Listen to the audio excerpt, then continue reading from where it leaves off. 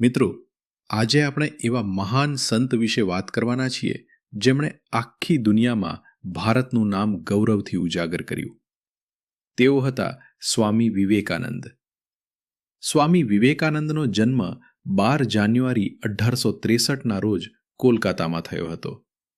તેમનું બાળપણનું નામ નરેન્દ્રનાથ દત્ત હતું. બાળપણથી જ તેઓ ખૂબ જ બુદ્ધિશાળી, નિર્ભય અને જિજ્ઞાસુ હતા.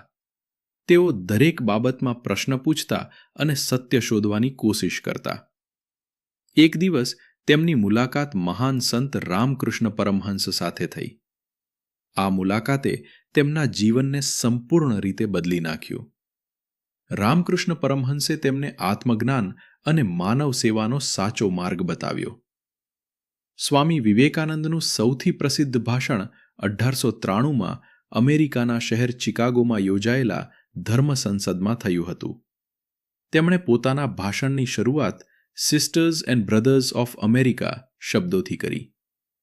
આ શબ્દો સાંભળતા જ હજારો લોકો તાળીઓ વગાડતા ઊભા થઈ ગયા, કારણ કે તેમની વાણીમાં પ્રેમ, આત્મવિશ્વાસ અને માનવતાનવતા હતી.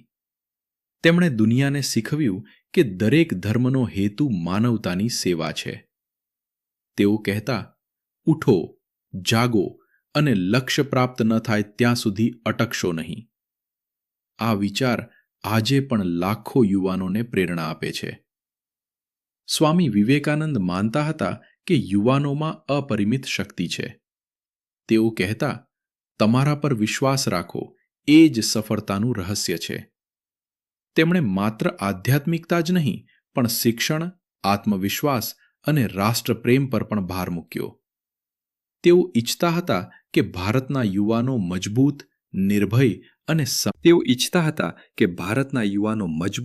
નિર્ભય અને સંસ્કારી બને.